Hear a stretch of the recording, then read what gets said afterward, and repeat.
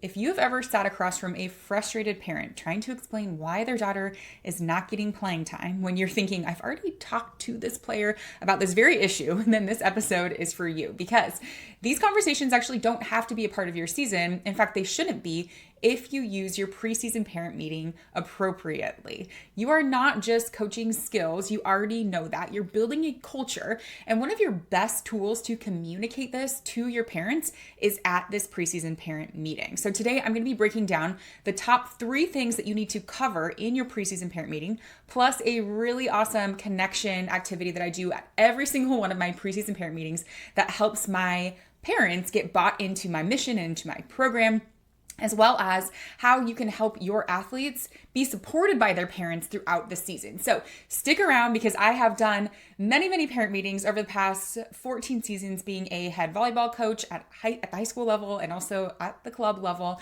And so I'm going to go over what works and what doesn't work. So let's get into it.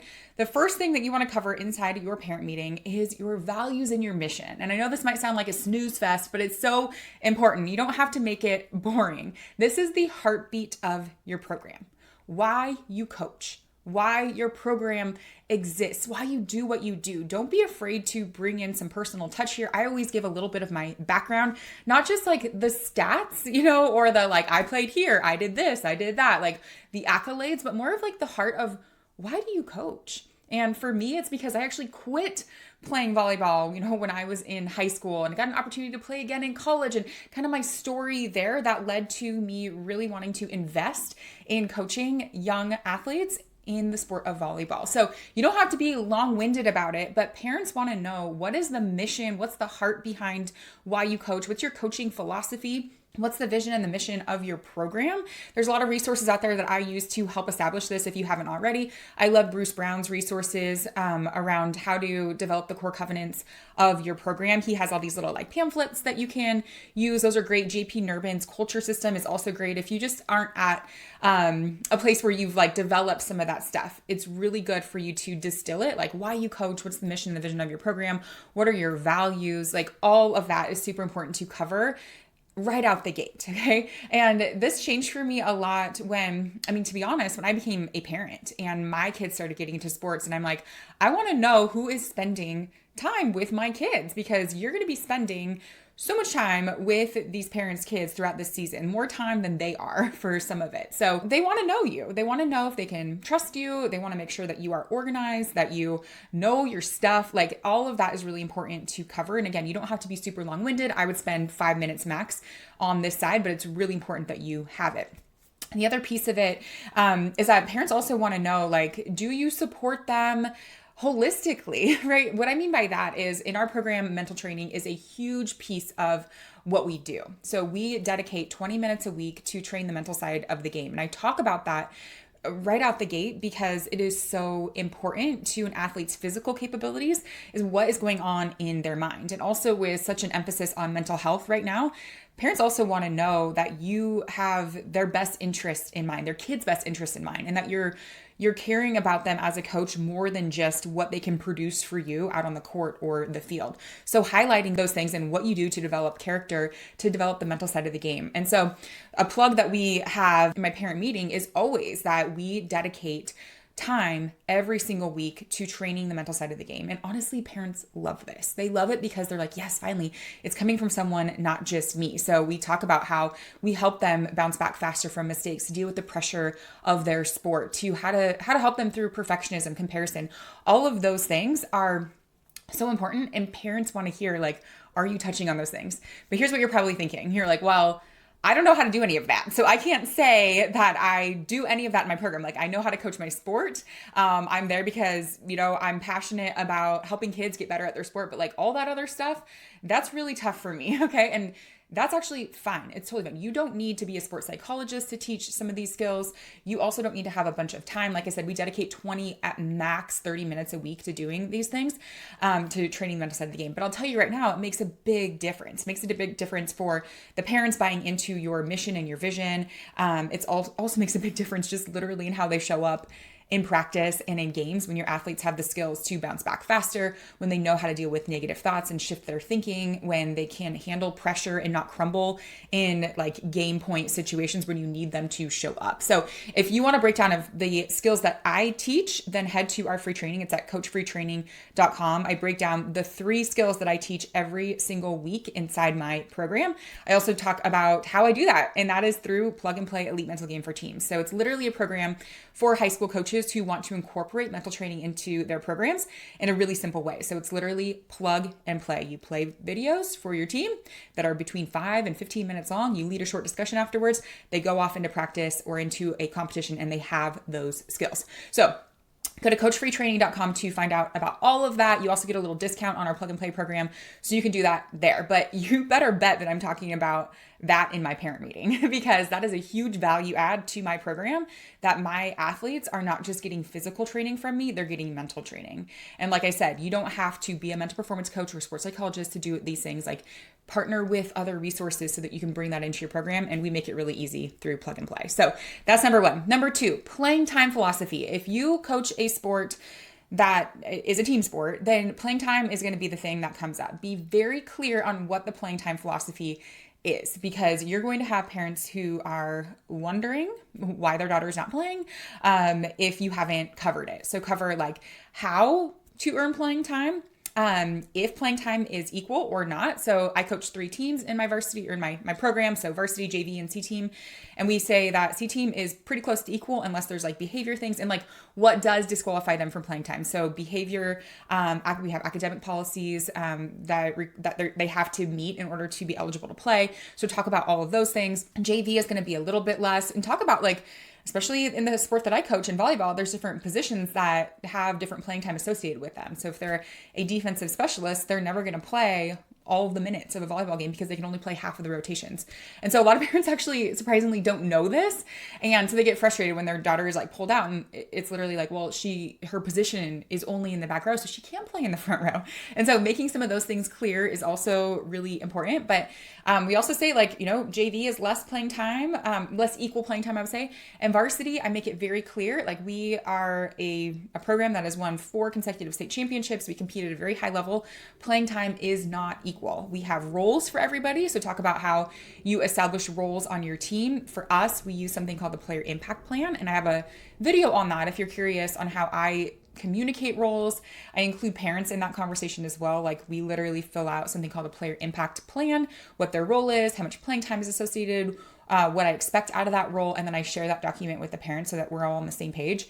But talk about how there are roles, but that doesn't mean that playing time is equal. So be very clear about what your playing time philosophy is, so that things aren't a mystery, and talk about how sometimes there are support roles, or if you have practice players and how that role looks different, and how we prepare athletes to lead, to compete, to contribute, even when they're not starting or getting a lot of playing time. So that is a really big area that you need to cover right out the gate so that there's no confusion around the expectations of playing time. So number 1, you have to start with your values, your mission. What do you do in your program to also make that possible? A lot of programs say like, we value the mental side of the game, or we value leadership and communication and all this, and then they do nothing, like absolutely nothing to actually develop it. So you've also got to like walk the walk. You've got to show that you also like back up your words with dedicating practice time to doing those things. Number 2, playing time philosophy. And number 3, communicate expectations around communication. Okay. How do you communicate with your team? How do you communicate with players? How do you communicate with parents? And that could be as simple as like email. Email is how you get a hold of me. I will send out a weekly email with everything that you need for the week. Where can parents find like the schedules, all the things? How can they get a hold of you? How do you communicate with athletes? I ran into this season because we use an app to communicate with athletes called GroupMe, which has been really great. But with the rise of more awareness around social media, which is wonderful, I'm getting more and more athletes, like incoming freshmen, who don't have phones. Again, which I'm not complaining about, but I have to look at like, well, how are athletes communicating with each other? Because if I'm expecting them to get all their information from GroupMe, from like, if I'm dropping things in GroupMe for the athletes, or we have my team and program split up into squads. So they have like leaders, and that's how they get some information. and a player doesn't have a phone, like I'm now creating like a boundary for that player to have, a good relationship with their teammates and also miss out on some information. So you've got to communicate that and like come up with a solution. So the solution that I've come up with is the parent is typically inside the group me, because we do need to have something where we can like quickly communicate information. I can't always get to my email right away to like blast off things that like quick schedule changes or reminders. So the solution right now has been like the parent has actually been inside the group me, which has been totally fine. But how do you communicate? How often are you going to communicate? How can they get a hold of you? All of that. And then all the expectations and boundaries around parent and coach, communication in general. Like if there is a conflict, if a parent has a question, if they're concerned about something, what's the protocol there? And one thing I will say is like early on in my coaching career, I used to kind of have this view of parents as like, I don't want to talk to them. Like, I'm not talking about playing time. I'm not talking about anything. It all needs to come through the athlete. And while I do, for the most part, agree that like athletes should, practice those communication skills if they have an issue and they have a concern, like they need to come to a coach, but also coaches need to make it easy for them to do that. So we build in bi-weekly meetings with athletes so that they have a venue to be able to do that. It's like quick 5-minute check-ins. But sometimes as coaches, we need to realize like there's a power dynamic. A lot of athletes don't know how to talk to a coach and they're like, intimidated by you. And so building in like weekly check-in or bi-weekly check-in meetings has made a big difference in that regard. But the other thing is like, if a parent has a concern, what is the protocol? So for us, it's typically like athlete talks to coach first. And sometimes like, I'll say that. And then I'm like, so parents, sometimes your concerns, if it's not a concern for the athlete, then we don't need to have a conversation. But sometimes parents do have legitimate concerns or they want to share information with you and you don't want to like cut it off and be like, no, sorry, you can't ever talk to me. So I do say to parents, like if there is like a legitimate concern that you have about your child's safety or something that you need to talk to me, like of course, reach out via email. I will respond within 24 hours, business days. I put actual boundaries on that because I have a family, I have kids. Like as much as coaches we're kind of on 24/7, we don't have to be. Okay. And so if you put boundaries in place that like, I will respond to an email within 24 hours, just so that that's clear. I don't respond to emails on the weekends, like you can do that as a coach and just make sure that you are responsive. But, I think that helps also with some burnout that we experience as coaches. If we can put some boundaries around when we reply to communication and when we check our emails, because if you're like me and I check an email and I'm like, oh, it's a Sunday, I'm supposed to be with my family. And then it like just lives in my mind. So I'm like, I cannot check my email until, Monday morning. I put that boundary on myself as well. So that's kind of a different conversation. But my typical like order of operations is athlete to coach first. If that's not resolved, then it's athlete, coach, parent, and then it's athlete, coach, parent, athletic director. And that has served me well. It served, it helps protect communication and all of that. But just know that there's always outliers and there's always other situations. And a lot of times parents will agree to this until something happens. They're like, well, but this, they're like beginning the season. They're like, yeah, that makes a lot of sense. And they get into it and they've got their rose colored glasses on, they got the mama bear happening, and just know that that's part of it. And, that's just something that we have to deal with as coaches. But if we can establish boundaries early, then it eliminates some of the negative things that happen. 24-hour rule. So of course, I'm sure you've heard of this, but that's a great one to talk about. So we say, if you're upset or you have feelings that you want to talk to a coach about after a game and it's related to playing time, you need to wait 24 hours to email or to, ask to schedule a meeting. So we don't hash it out right after the game because emotions are high and it just protects you, protects them. And then as much as possible, it needs to come from the athlete. So, if playing time issues, if you're communicating these things, your playing time philosophy well, you're communicating athlete role well, you're sharing that with parents, then that takes care of like a big chunk of any of the issues so that there's no confusion. But that's not to say that's going to eliminate everything. So, you don't want to be closed off from having these conversations. You just need to make sure you are proactive in this. And parent meeting is a good way to start. Okay, so number one, start with your values, your mission. How do you back up those values? If you say you value the mental side of the game and helping athletes with those skills, which is super important, how do you actually do that? And again, if you want a really easy way to do that, go to coachbretraining.com. I break it down for you. Playing time philosophy. Okay, if you want another video that you can watch around the player impact plan, you can head to our video next about that, and then communicate expectations around communication. Okay. All right. Now, a quick activity that I want to add that I always do at a parent meeting that I find really helpful in kind of building a parent-coach relationship, because you really do want to be partners with them. You don't want to make it seem like you're against them. You are in a partnership for the benefit of your players, of your athletes. And so what I do is I've done it different ways across the years. I either like have a half sheet with some questions on it, or even just pass out a index card. And I just ask them a couple of questions. I rotate them from year to year, but I always keep in, what's something you hope your daughter gains from this season that has nothing to do with stats or playing time? And so I'm getting parents to think about like, okay, she's in this sport for more than just the outcomes. Okay. So what is something you hope your daughter gains from this season that has nothing to do with stats or playing time? So that's one of the questions I ask. Another question that I've rotated through asking is, what do you wish I knew about your daughter as a person? Okay. And so something, and, parents can share things that maybe I don't know about, just personality wise, things that are going on in their life, things like that are helpful for me as a coach to know. Another question sometimes I throw in there is, what value are you teaching at home that I can help reinforce in volleyball? So that also helps, show parents that like we value more than just the physical part of the game, which is why we have our kids in sports, at the end of the day. I love doing this because it allows parents to kind of share more about their heart, their athletes. It also communicates to the parents that like you care about their athlete and you want to know about them. You want to know how to best and most effectively coach them. Okay. And I get a lot of insight from those cards. And also helps me, look at the parent-child dynamic a little bit more, creates connection early, and then reminds parents of what they actually want for their daughters. Okay, so steal that because that's a really great activity. Now, the last thing I'm going to talk about is more on this building a partnership with your parents. So in your parent meeting, yes, you want to cover the values and the mission. You want to cover playing time, you cover communication expectations, do that little activity, but also provide opportunities for them to volunteer within your program. If you're like me, I have a lot of opportunities for parents to volunteer, and I need them to volunteer. And so communicate like that you need their help so that you can be diving into what you do best, which is coaching. Okay. So frame it like that like, if you really want me to lean into my strengths, which is coaching, I need help with all of these other things. So everything from like team dinners, for us, we need help with like scorekeeping, lines, like all of that. Remove barriers for your parents to do this. I actually started putting a parent in charge of the parents. So I have a parent who is in charge of all of the volunteer opportunities for the parents.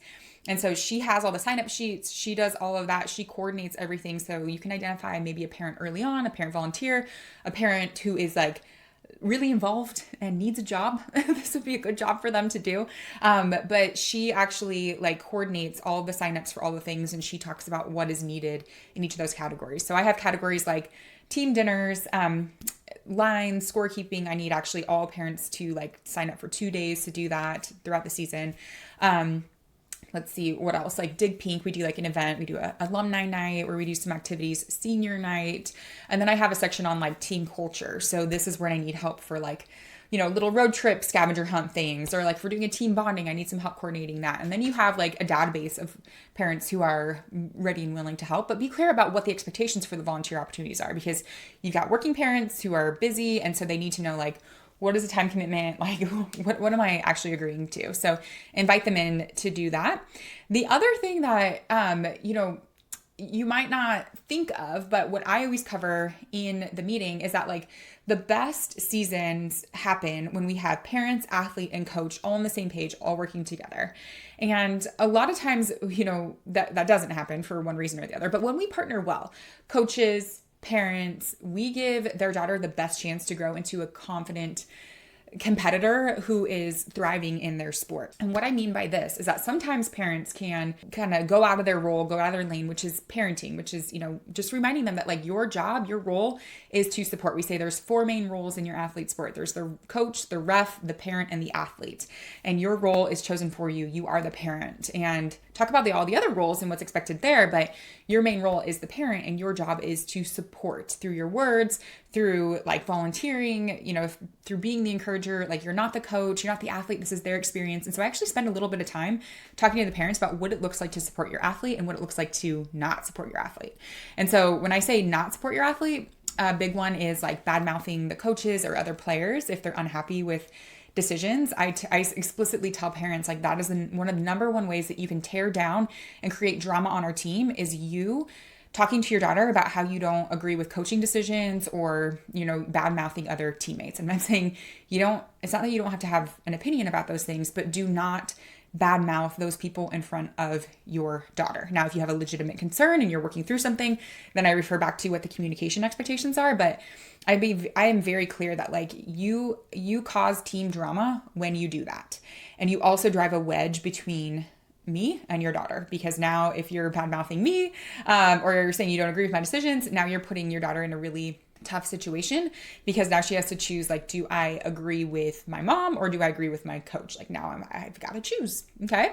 And so be very clear about that. But the other thing is that I also give parents resources on how to best support their athlete daughter mentally, because you can do a lot in your program to build athletes up and to support them and to coach them well. And then they go home and it just gets like undone by what their parent says. And it's like, maybe they're focusing too much on the outcomes. They're putting a lot of pressure on their daughters. They're tearing them down for little mistakes or critiquing or coaching them. And so actually within the Plug and Play Elite Mental Game for Teams program, our mental training program that we do for athletes, we have actually parent resources that I send out to parents as well. So we've got podcast resources, we have trainings, like all of those resources so that parents are like supporting their athlete daughters in the right way and not tearing them down. So what to say after a tough game, how to talk about playing time without creating doubt, how to actually support their confidence without just saying, just be confident or shake it off. Like all of those things, like parenting best practices when it comes to supporting an athlete, those are the resources I give my parents in my program. And I do that. Those are all included in our Plug and Play Elite Mental Game for Teams program. So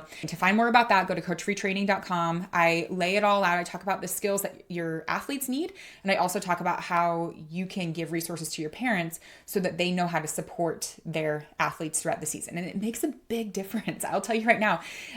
Sometimes my athletes, like they dread that car ride home with their parent. And you're like, gosh, I wish their parent would realize that it's not helpful. They get to realize it's not helpful when they have resources. We actually have a whole side of our company that is all for sports parents, that we draw in all of those resources so that you as a coach can deliver those to the parents inside your program. So a really great way to do that. Okay, we're wrapping this thing up, but what not to do, just like anything in absolutes, like we don't do drama. I treat athletes all the same, you don't, and you're going to have drama in your season. There's going to be conflict. It's actually not bad to have conflict in your season. It's just like, how do you deal with it? And that's what parents want to hear is like, what do you do when conflict comes up? How do we deal with it? Like that is actually the most important thing. Okay. Or like just being, appearing and coming across as not organized, or like we figure it out as we go. Like that's going to turn parents off as well. So this meeting is so important for setting the tone of your season, establishing trust with your parents, communicating your expectations, and not just coming up with like a list of rules. I hope that I communicated that correctly, that like, I'm not just telling my parents, here are the rules of my program. It's like, no, this is what we value. Here's how you can be a part of it. Here's what your role is in all of this. Here are resources for you to help support your daughter. Here's how we support what we believe is really important inside our program, which is coaching the mental side of the game and the emotional side of the game, because that impacts so much of their physical outcomes, and parents see this too. And then how you actually do that. So hopefully this is a good starting place. I would love to hear below. Drop me a comment, drop me a DM. If you're watching this on YouTube, you can comment as well. What do you usually include in your parent meeting? Is there anything that you include that I didn't include? I would love to learn from you as well, because I'm actually going to be doing a parent meeting in a couple of weeks. So I want to make sure I'm actually taking notes from on my own research here, but I would love to hear from you as well. And then of course, to check out those mental training skills that you can be including inside your program, head to coachbretraining.com. All right, I'm Coach Bre, and I will see you in the next episode of the Coach Your Game podcast.